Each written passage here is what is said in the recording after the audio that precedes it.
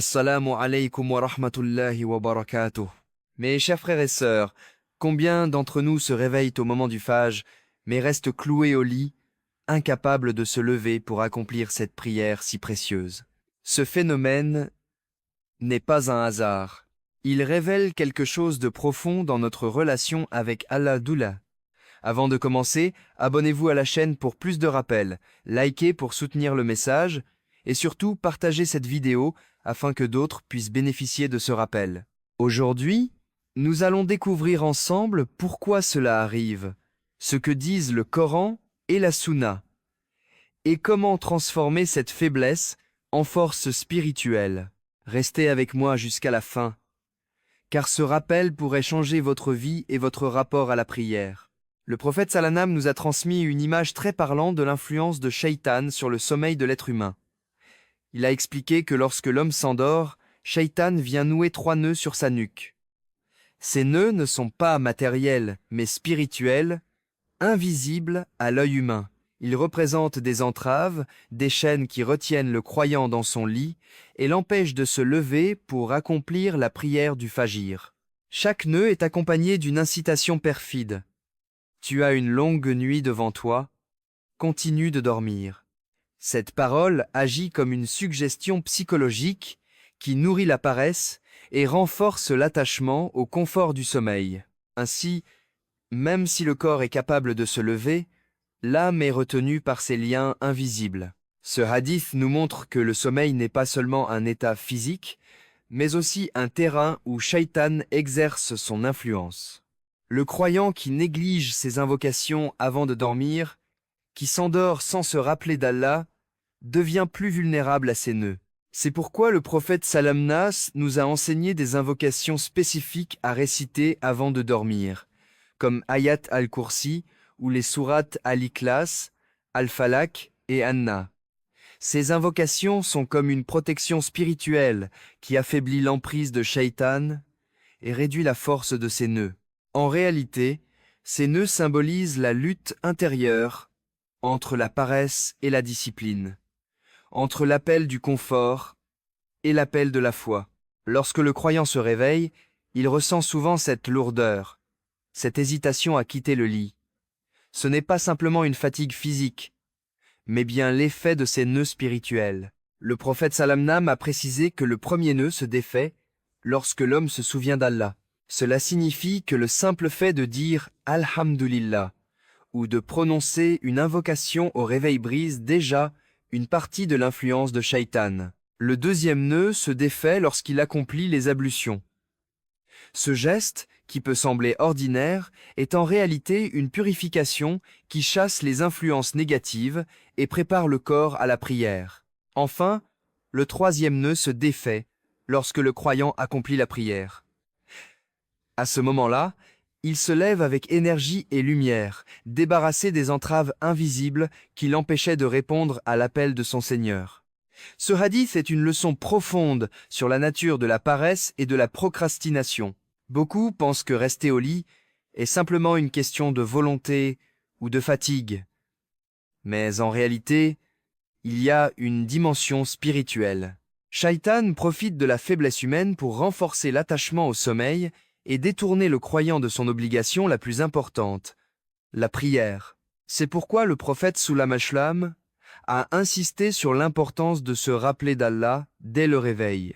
Ce souvenir agit comme une arme spirituelle qui brise les nœuds et redonne au cœur la force de se lever. Il est intéressant de noter que ces nœuds ne sont pas permanents.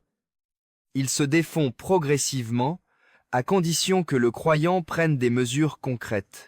Cela nous enseigne que la lutte contre la paresse n'est pas une bataille perdue d'avance. Chaque petit geste compte. Se souvenir d'Allah, se lever pour les ablutions, accomplir la prière. Ces étapes sont comme des clés qui ouvrent les verrous posés par Shaitan. Celui qui néglige ces gestes reste prisonnier de ses nœuds et se lève avec lourdeur, paresse et manque d'énergie. Mais celui qui les accomplit se lève avec vitalité, lumière et bénédiction. Ce rappel nous invite à voir le sommeil et le réveil non pas comme des actes banals, mais comme des moments de lutte spirituelle. Le Fajr est une prière qui demande un effort particulier, car elle se situe à un moment où le corps réclame le repos. C'est précisément pour cela qu'elle est si précieuse aux yeux d'Allah. Se lever pour le Fajr, c'est prouver que l'amour d'Allah est plus fort que l'amour du confort. C'est montrer que la foi domine la paresse et que la discipline spirituelle triomphe des suggestions de Shaitan. Ainsi, comprendre les nœuds de Shaitan, c'est comprendre que la paresse n'est pas seulement une faiblesse humaine, mais une arme utilisée par l'ennemi invisible pour nous éloigner de la prière. C'est pourquoi le croyant doit se préparer spirituellement avant de dormir, se rappeler d'Allah au réveil, et persévérer dans ses ablutions et sa prière. Chaque étape est une victoire contre Shaitan et une preuve de sincérité envers Allah. Celui qui réussit à briser ses nœuds se lève avec énergie et lumière, prêt à commencer sa journée sous la protection divine. Lorsque le croyant se réveille, il se trouve face à une lutte intérieure. Son corps peut ressentir la lourdeur du sommeil, mais son âme aspire à répondre à l'appel d'Allah. C'est à ce moment précis que le souvenir d'Allah devient une clé essentielle. Le prophète Salamas a enseigné que lorsque l'homme se réveille et se souvient de son Seigneur, le premier nœud de Shaitan se défait. Ce simple acte, qui peut sembler minime, est en réalité une victoire spirituelle immense. Dire « Alhamdulillah » en ouvrant les yeux, prononcer une invocation ou réciter une courte formule de rappel, c'est briser l'emprise de Shaitan et redonner au cœur la force de se lever. Le souvenir d'Allah au réveil n'est pas seulement une parole, c'est une orientation du cœur. Il signifie que le croyant place Allah au centre de sa journée dès le premier instant.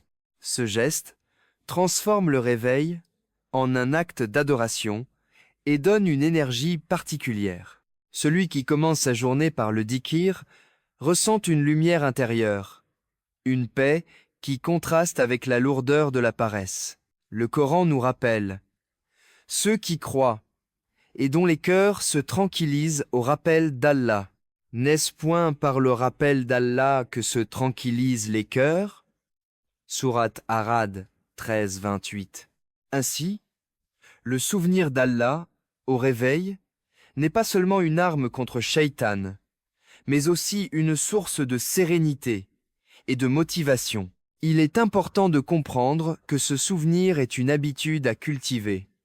Beaucoup de croyants se réveillent, et la première chose qu'ils font est de regarder leur téléphone ou de replonger dans le sommeil. Mais celui qui s'entraîne à dire immédiatement une invocation, à se rappeler de son Seigneur, développe une discipline spirituelle qui devient naturelle avec le temps. Ce réflexe agit comme une protection et prépare le croyant à accomplir les étapes suivantes, les ablutions et la prière. Sans ce premier appel, les nœuds de Shaitan restent solides et la paresse continue de dominer. En réalité, le souvenir d'Allah est la clé qui ouvre la porte de la discipline. C'est lui qui initie le processus de libération des nœuds invisibles. Celui qui néglige ce rappel se lève avec lourdeur et manque de motivation. Mais celui qui se souvient d'Allah se lève avec énergie et lumière. Ce contraste est une preuve que le dhikr n'est pas une simple parole, mais une force spirituelle qui agit sur le cœur et sur le corps. Ainsi, le croyant doit s'efforcer de commencer chaque réveil par le souvenir d'Allah, car c'est la première étape vers une journée bénie et protégée. Après le souvenir d'Allah au réveil, vient une étape essentielle qui défait le deuxième nœud de Shaitan, les ablutions. Ce geste, qui peut sembler simple et routinier, est en réalité une purification spirituelle et physique. Lorsque le croyant se lève et se dirige vers l'eau pour se laver, il accomplit un acte d'obéissance qui chasse la paresse et prépare son corps à se tenir devant Allah. Le prophète sallam a dit « Lorsque le serviteur accomplit ses ablutions et lave son visage, chaque péché qu'il a commis avec ses yeux sort avec l'eau, rapporté par Muslim. Ainsi, Les ablutions ne sont pas seulement une préparation extérieure, mais une purification intérieure qui libère le croyant des traces du péché et des influences négatives. Ce processus est une véritable discipline. Se lever du lit, marcher vers l'eau froide, se laver malgré la fatigue, tout cela demande un effort qui brise la paresse et renforce la volonté. C'est pourquoi Shaitan déteste voir le croyant accomplir ses ablutions. Il sait que ce geste défait un de ses nœuds et rapproche le serviteur de son Seigneur. Celui qui néglige les ablutions reste prisonnier de la lourdeur du sommeil. Mais celui qui les accomplit reçoit une énergie nouvelle, comme si son corps et son âme étaient rafraîchis et prêts à affronter la journée. Après les ablutions vient l'étape décisive, la prière. C'est elle qui défait le troisième nœud et libère complètement le croyant de l'emprise de Shaitan. Le prophète Salman a dit « La prière est une lumière. » Rapporté par Muslim, cette lumière éclaire le cœur, chasse les ténèbres de la paresse et remplit l'âme de sérénité. Lorsque le croyant se tient debout pour le Fajr, il accomplit un acte d'amour et de soumission envers Allah.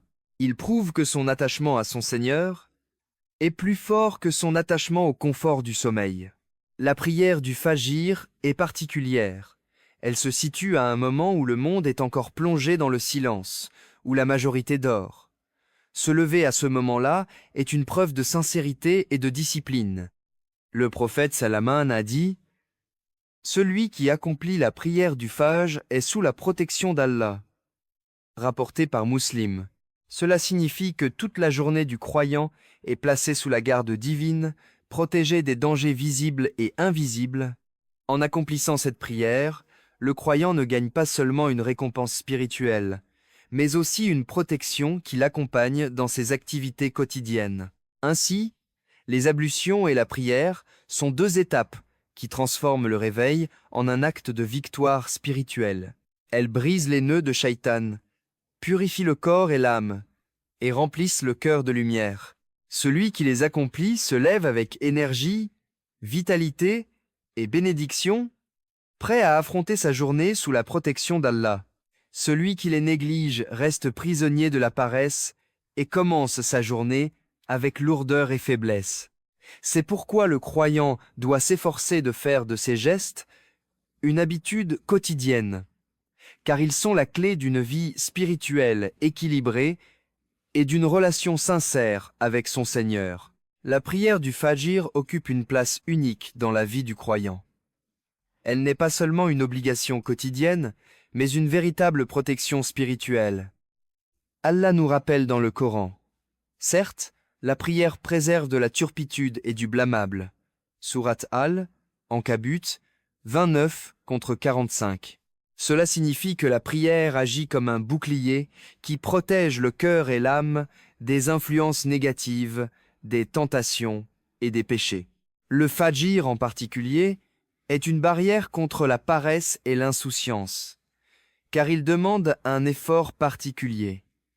Se lever au moment où le monde dort encore, répondre à l'appel d'Allah, alors que le confort du sommeil nous retient. Le prophète Salama a dit « Celui qui accomplit la prière du Fajr est sous la protection d'Allah », rapporté par Muslim. Cette parole est d'une profondeur immense. Être sous la protection d'Allah signifie que toute la journée du croyant est placée sous sa garde. C'est une promesse de sécurité, de sérénité et de bénédiction. Celui qui commence sa journée par le Fajr se place sous une lumière divine qui éclaire ses pas et le protège des dangers visibles et invisibles. En revanche, celui qui néglige cette prière se prive de cette protection et commence sa journée avec une faiblesse spirituelle qui peut l'exposer aux tentations et aux difficultés. Le rôle protecteur du Fajr se manifeste aussi dans la discipline qu'il inculque. Se lever tôt pour prier, c'est apprendre à dominer ses désirs et à mettre Allah au-dessus de ses besoins matériels. Cette discipline se reflète dans toute la vie du croyant. Elle renforce sa capacité à résister aux tentations, à rester constant dans ses obligations et à affronter les épreuves avec patience. Le Fajr est donc une école de maîtrise de soi et de sincérité. Celui qui est capable de se lever pour le fajr est capable de résister à bien des faiblesses dans sa vie quotidienne. Il est également rapporté que les anges témoignent de la prière du fajr. Dans un hadith authentique, le prophète sallallahu alayhi wa sallam a dit « Les anges de la nuit et les anges du jour se relaient parmi vous, et ils se réunissent lors de la prière du fajr et de la prière du asr » rapporté par Al-Bukhari et Muslim. Cela signifie que le croyant qui accomplit le fajr est mentionné devant Allah par les anges, ce qui est un honneur immense. Être cité par les anges comme quelqu'un qui s'est levé pour prier est une preuve de sincérité et une source de bénédiction. Enfin, le rôle protecteur du fajr se voit dans ses effets sur le cœur et l'esprit. Celui qui prie le fajr ressent une paix intérieure, une clarté d'esprit et une énergie particulière. Il commence sa journée avec une lumière qui l'accompagne dans ses actions et ses décisions. Le fajr est une source de baraka, bénédiction, dans le temps. Celui qui se lève tôt pour prier voit sa journée remplie de productivité et de réussite, car Allah bénit ses efforts. À l'inverse, celui qui manque le fajr ressent souvent une lourdeur, une paresse et un manque de motivation, comme si sa journée avait commencé sans direction. Ainsi, le fajr n'est pas seulement une prière obligatoire, mais une protection, une lumière et une bénédiction. Celui qui s'y attache se place sous la garde d'Allah, renforce sa discipline et remplit son cœur de sérénité. C'est pourquoi les compagnons du prophète Salamnan considéraient manquer le fajr comme une perte immense, pire que perdre leurs biens matériels. Ils savaient que cette prière était une clé pour la réussite spirituelle et pour la protection divine. Prenons un exemple concret. Un étudiant qui se réveille pour réviser ses cours tôt le matin, mais qui n'arrive pas à se lever pour le fajr. Pourquoi? Parce que son intention est motivée par un objectif terrestre, alors que le fajr demande une intention purement spirituelle. Un autre exemple. Certains mettent plusieurs alarmes, mais les éteignent machinalement. Cela montre que le corps est réveillé, mais que le cœur est encore endormi. La solution? Préparer son sommeil avec des invocations. Dormir en état de pureté. Demander à Allah de faciliter le réveil. Et surtout, se rappeler que le fajr est un rendez-vous avec le Seigneur des mondes. Les compagnons du prophète sallam considéraient manquer le fajr comme une catastrophe spirituelle.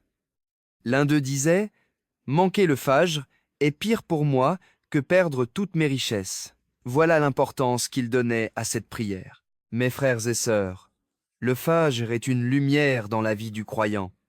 Celui qui prie le fajr en groupe est sous la protection d'Allah pour toute la journée.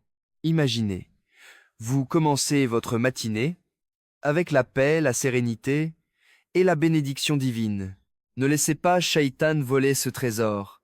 Combattez la paresse, rappelez-vous que chaque prière est une clé vers le paradis et que le fajr est une preuve d'amour sincère envers Allah. Alors, si tu te réveilles, mais restes incapable de faire le fajr, sache que ce n'est pas une fatalité. C'est un test, une lutte intérieure, et tu peux la gagner avec la volonté, la préparation et l'aide d'Allah. Mets ton intention dès ce soir, prépare ton cœur, et demain matin, sois parmi ceux qui se lèvent pour répondre à l'appel du Seigneur. Si ce rappel t'a touché, abonne-toi à cette chaîne, aime la vidéo, partage-la avec tes proches et laisse un commentaire pour nous dire comment tu comptes améliorer ta relation avec la prière du fajr. Qu'Allah nous aide tous à être constants dans nos prières.